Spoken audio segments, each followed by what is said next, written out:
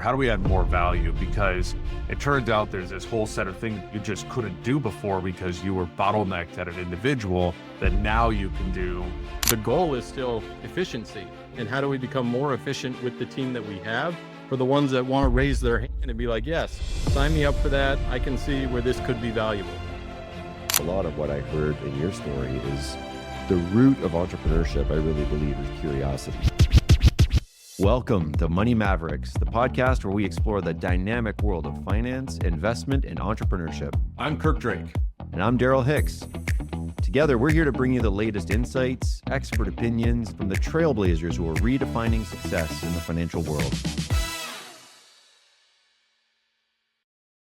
Welcome to another episode of the Money Mavericks podcast. Super excited to have with us today, Roy.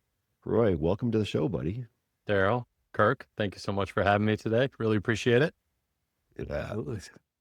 Yeah, right before we pressed record, we were kind of jamming about some of the commonalities between us. I always love hanging out with the mastermind buffs. Kirk and I would never have the relationship that we have if it hadn't been for a couple of great masterminds that we were members of, Cadre and Mastermind Talks. Just so many amazing people that it's put into my life. And I'm excited to hear that you're also a mastermind geek and buff. So I'm sure this is going to turn into a fun conversation for us today. Absolutely. No, it's been a pleasure. I think, that's where the beauty of kind of the world that we're heading into with the disconnection of AI and the value of community that it truly brings, being able to meet with like-minded individuals and kind of share war stories and open Komodo on all those things with people that you trust that have been through the trenches with you. Yeah, and it's part of what we're trying to do with the pod as well. Like there's just some incredible, human beings that we've been blessed to meet over the years, and you just find these incredible nuggets of wisdom inside of them, and it's a real privilege to get an opportunity to try to unpack a little bit of that. So excited to lean in with you. Maybe as usual on our show, we'd love to start with a little origin story. Kind of give us the history of Roy. You can take it any direction you'd like, but we're all ears. Sure. No, appreciate the opportunity again. Yeah, I guess I'll take it back. I've always found a way, I think, to just be enamored with capital and money, which I think is, great for this podcast itself in terms of being a money maverick. I think, I instilled the values of hard work very early on. As I mentioned, before the show, I grew up in Maine. My father, as a hobby, lobster fished. So I learned the value of a good day's work and, how hard it is to earn money, and that there were other ways to earn capital, by working with your hands or whatever it may be, because Mainers are, salt of the earth and real tough cookies when it comes down to it. So, started there, really at a young age, helping my father with his lobster boat and his hobby, and kind of got the entrepreneurial bug, I guess, if you would, from lobsters themselves. That evolved into, me actually teaching myself to not necessarily work so hard on a boat, but on land with the practice of golf. Found a golf club early on and taught myself how to play, how to, do all of that. And that learned me building a golf course in my front yard and selling greens fees and tees and golf balls to my friends and neighbors. And just, did that for a couple summers. Eventually I had to, the internet first came out. So, dating myself here. So back in 92, I was 11 and AOL was just first coming out. And I was completely enamored with the opportunity that was there, right? That was the wild, wild west. And I basically learned then how to program and create software technologies that could kind of skirts the line of what was allowed and what wasn't allowed. And I found out pretty quick what wasn't allowed. But that led me into doing some consulting for not only AOL, but for Microsoft, all while I was in my teenage years when Microsoft was launching MSN, and basically finished high school, finished college, and, realized that I was unemployable at that point, where I just really couldn't work for anybody. And I think, a lot of entrepreneurs find that out. And it took me, about 3 years of kind of bouncing around from different marketing agencies and just learning from them, and just realizing that that wasn't for me. Of one, having a boss, and two, like a very strict schedule. And, in 2007, started my first marketing agency, kind of focusing on SEO and social media when that was the new shiny tool that everybody wanted. Grew that company, sold that agency, launched a new company, because that one was working with larger firms, larger companies, but they just didn't have the speed necessary to bring their idea to market, or, their tweet out to the general public, right? It had to go through all these filters, and that just wasn't for me. I'm built for speed. And, social media is built for speed as well. So sold that and then started an agency that really focused on helping startups come to life and bring their products to market. And I was fortunate that I was so skilled at search engine optimization and making companies and businesses rank on Google for the first page that I ranked my own company first for the term, startup marketing. So a company in 2012 reached out. They're like, hey, we're a startup and we need marketing. And I was like, cool, what do you do? They're like, well, we're on this site called Kickstarter and we're launching this product that helps me track my lost dog. I was like, oh, that's interesting, but what the hell is Kickstarter? So I researched it, figured out what it was, and it was a place for founders and entrepreneurs to validate their idea through pre-selling a product before it exists. So this little product, the Toad device, launched by a company called Rowdy Robot, it was basically Tile before the Tile device ever launched. So, if you think of that kind of device where he just wanted to track his dog. So did my marketing magic, tripled his funding, and was like, oh, this is fun. I can really move the needle for an entrepreneur. There's revenue tied to it. I get, a commissionable payment based on what I drive, real revenue in terms of being paid for my performance, which I love. Putting the weight on my back and going. And that led to kind of shifting our agency focus in terms of helping founders and idea people kind of launch their market using crowdfunding as that true litmus test. About 7 years after, doing that successfully and being one of the fastest growing companies in the South, we ended up merging with a product development firm that allowed us to truly be a turnkey product launch company, where you could come to us with a napkin sketch of an idea. Engineering team goes and builds it. Marketing team figures out how to market it and where the consumer is. We have a studio space so we can film it and photograph it. And then boom, we could launch that idea relatively pretty quickly, depending on the scope and scale of the innovation itself. Did that for about 7 years and then ended up having, kind of a founder split, if you will. And this is kind of where I am today in terms of my path of pivoting into the focus of, strictly helping with AI and innovation, education, workshops, and, kind of being an implementer or an enabler in larger companies that really want to, figure out where AI fits in their company, how it fits, and what it evolves into. So now I lead a consultancy called Aheda that helps kind of, the larger companies, 50 million and up, kind of make sure that they're evolving at the speed or faster than, their competitors in this space. Wow. Man, there is so much to unpack in there, but you did a great job. Clearly not your first rodeo running through that real quick. I love it. I'd love to come back to the consulting for AOL after doing some of the what's not allowed. As a fellow white hat hacker who was, it was never proven, but there were some accusations of me using the 14.4 modem in my parents' 286 when I was 14 years old to hack into the school systems and change my classes around so that I could be in with some of my friends. Never proven, of course, but the accusations themselves did get me in a little bit of hot water. But I'm curious to hear a little bit more about your story on that front. Yeah, what was fun was basically learning Visual Basic and kind of, being able to program AOL separately in terms of like side doors that you could get into, specific chat rooms that you could go into with other kids. Basically, we were all just Wild Wild West. Like, what could you get away with today? Was it mail bombing Steve Case? Was it taking over a chat room with your acai and your your graphics and all of that? Or was it changing your username on Instant Messenger to do other things to people, or, and that's where I found out my passion of one, fixing or breaking things as fast as possible and seeing, again, what the ramifications or repercussions may be.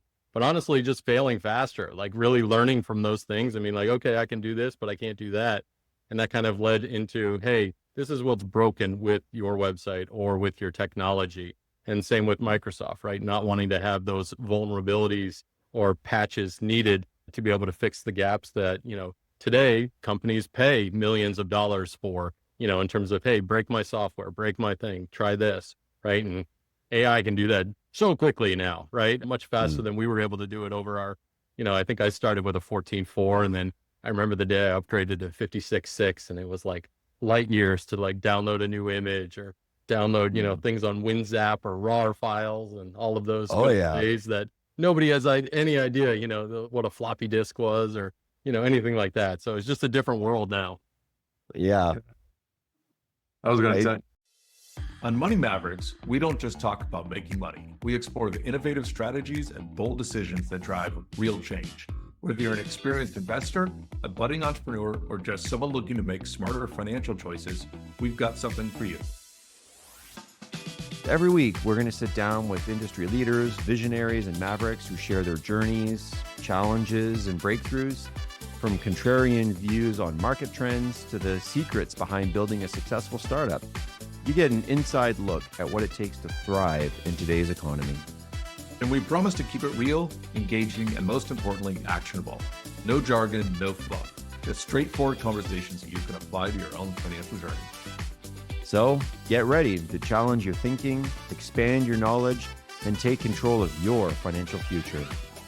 This is Money Mavericks, where we turn financial dreams into realities and mavericks into legends.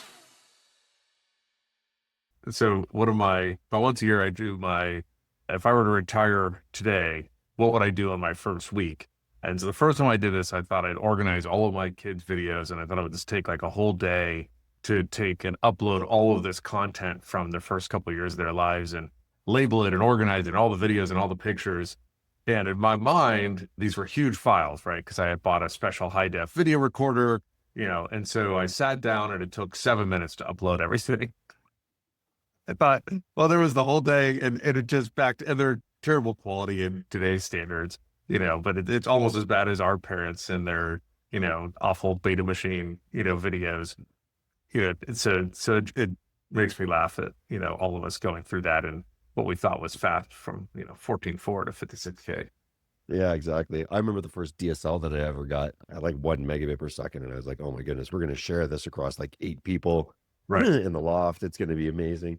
But there's a theme that I want to pick up on in that, Roy, and that I think most, what I talked with some kids the other day who stopped by, and they were talking about the entrepreneurial journey and how do you get started in figuring out what it is that you want to do if you wanted to get started as an entrepreneur. And what I often say to them is a lot of what I heard in your story is the root of entrepreneurship, I really believe, is curiosity.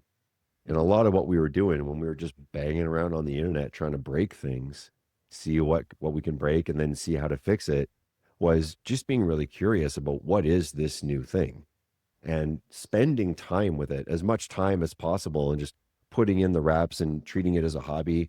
I often say to even my own kids, the stuff that you're really passionate about, the stuff that you'll do in your spare time, the videos that you want to go watch on YouTube. Like my oldest son is like super into cars, and he knows way more about cars than I'll ever know, just because he's like, Dad, I watched this video. I know how to change my own suspension. I know how to change my own brakes. He's like, we're on a walk yesterday and he's talking to me about, the blower valve on his turbo and how it's really bad for his turbo and he needs to change it for a hybrid. And I'm like, oh my goodness, this kid's like running circles around me. But that curiosity, right? Figuring out what you're passionate about and then figuring out what problems need to be solved now that you start to build some skills. And I think it all ties in nicely to what you're even doing with the AI, because if ever there was a time where we need to be leaning in and otherwise, run the risk of getting left behind, I think the people that can really upgrade themselves with these AI tools, whether it's a company or an individual, is the one that's going to have a massive strategic advantage, but also, if how long are you going to be relevant in this workplace if you don't have these skills? But it really starts with that curiosity. Is that something that you would agree with, that you see on your side as well? 1,000%, Daryl. It was actually one of my favorite interview questions when I was hiring new talent. I was like, tell me about your curiosity, right? Give me an idea of what do you do in your spare time, or like how is your mind, how does it work? How is it going to blend into how my mind works, or the team that you're actually integrating into with? And do you have that level of curiosity, or is everything having to be force-fed to you, right? Not going to be a great fit, but do you have the curiosity to learn and figure things out as they go? Because I'm not going to handhold the whole time. I want you to, be as self-sufficient as possible. And I think with, kids in particular, right? Every year my kids are, younger than yours, 9 and 11 right now. So I would teach the third graders at their school that they're at, just talk about entrepreneurship and launching products. And they would have a kids in business program where I was like, hey, they get $20 and they've got to come up with a new idea. And it was just amazing to see, third graders really still curious, right? And I still am curious of when children lose curiosity, right? When does that go away and why, right? Why do we lose that level of potential curiosity of figuring out how things are made or how to fix something instead of just, oh, we'll just buy a new one or replace it, right? This society of just, we can have whatever we want here in America, right? We're so spoiled with that, but not like truly learning the nuts and bolts that go into a manufacturing process or how things are actually made and what it actually costs to bring to market. Yeah, it's so wild to see how things are evolving so quickly too. I'd love to hear, there's so many things that I want to unpack from the journey, like, growing and selling an SEO business, discovering that you're unemployable. This is like a common theme for entrepreneurs as well. But I'm really curious about what it is that you're doing on the AI side, implementing AI for large companies. Like, maybe unpack that just a little bit. What does that look like right now? Yeah, it's honestly all over the place, Daryl, but it's evolved, right? So doing this for the last, call it 3 years, 2.5 years, it's really interesting to see the different businesses that are approaching it, the C-suite that finally gets it and gets clued in, because we're typically dealing with an older board, if you will, or an older team, especially at B2B companies that do things one way and that's the way that they're going to do it. And they're finally seeing the writing on the wall. Many times when they're hiring, younger talent, usually in the marketing department or maybe even operationally, that are coming in and they're saying, hey, we're not doing this or this, or our competitors, we can see that they're already doing this, or the speed to get a quote from one of these companies when you do an intelligence gathering piece is much faster than, the industry used to allow. And I think the disruption that's happening is across all industries, right? And it's not a matter of, AI as a, technology. It's truly, or AI as the future. AI is the infrastructure that they all need to be thinking about. And what I'm trying to teach all of these companies and C-suites is replace, this is how we do it with how could AI do this, right? Because more than likely, one step or multiple steps of the current process need to be replaced and can be replaced by AI with just spending the time of evaluating the entire workflow of how does it go from A to B, or from, someone interested in us to us shipping the thing to them. How and what are all of those steps? Let's evaluate those and break those down, because likely there's either tools or additional processes, and a lot of times additional headcount that do not need to be there anymore, or that are due to getting phased out in the next 3 to 6 months once implementation passes kind of the Q&A. I tend to see kind of 3 layers of it. So the first phase is this like curiosity. How do I use it to write a job description for myself or write some emails? And then the second phase is, okay, how do I do this agentic stuff of how do I get Roy to be faster at what Roy's doing, break those steps down. And the third phase, which to me is, I'd love to know if you run into this at all, which is it's the cross-departmental skills. It's where instead of a call center person having to talk to a loan officer and they both have this unique discipline and skill, AI is better at, it's 80 or 90% as good at both their jobs. And now you've eliminated the mismatch of communication, between those two people. And so I spend a lot of time looking for where are all those intersections in the company and how do you build a GPT or something around that to solve that. And I find that to be hugely impactful. And then the fourth layer is, and how do we add more, right? Or how do we add more value? Because it turns out there's this whole set of things you just couldn't do before because you were bottlenecked at an individual, that now you can do 10 additional steps in that process. And mostly what I find is, let's say 99% of the people I talk to in financial services are stuck at, I'm writing a job description. They haven't even gotten to layer 2, layer 3, layer 4 in that. And so as you start showing them some of these use cases, that's, to me, do you see that in the enterprise space as well? I do. And it's across the board, right, Kirk? Like where you can actually provide the most value, or like the wow moment that they all have when you're like, oh, I didn't know that I could take a picture of my pantry and you could, create recipes for me this week and save me time that way. Yeah. Right. Like just even like the non-business side of it is like, I think the most wow that people get where I'm just like, did you know you could actually do this or do that with it? Right. But from the technical standpoint, I mean, in terms of people and the implementation of it, all companies need to be upskilling their employees. Yeah. Right? Like, not be scared of it. I think the phrase is like, you're not going to be replaced by AI, but someone using AI is going to replace it, right? Right. That's across the board for the most part, in terms of most of the industries and enterprises that I'm working with, where if they're not using it, their inefficiency scores are through the roof in terms of, output and what was allowed versus what needs to be allowed today. I think what's really interesting is during that retooling and reskilling, there's tremendous opportunity for new jobs, right? We talk about AI displacing all of these jobs, but without that curiosity, plus I think the other element of that is the value that you're bringing, whether it be to the world itself or the company that you work for, or the business that you've started. Those two elements, there's a lot of new jobs that need to be created around this, right? Like, data at the end of the day needs to be as clean and succinct and usable as possible. And typically that is the first break or failure that I see in a lot of companies in terms of not truly having a data steward that's owning all of the company data that could be used departmentally across the board, right? So there's a variety of different ones, like a prompt operations manager, someone that's just managing the prompts that are being used inside of the company. There's tremendous value in those assets, right? Yep. When that company goes to sell. And I think a lot of C-suite didn't realize that, of like, oh, if we actually create this library of prompts that make our employees more efficient, then our exit value is, a multiple of that now. So there's a variety of new roles that I'm seeing evolve in, depending on the company, the size, the regulatory environment internally in their company. So it's just an exciting space, but every company is kind of facing different challenges, but the goal is still efficiency. And how do we become more efficient with the team that we have, for the ones that want to raise their hand and be like, yes, sign me up for that. I can see where this could be valuable. Thanks for tuning into this episode of Money Mavericks. We hope you found it insightful and inspiring. Don't forget to subscribe, like, and leave a review on your favorite podcast platform. And be sure to share this episode with someone who needs to hear it. Stay connected with us on social media and visit our website for exclusive resources, episode transcripts, and more.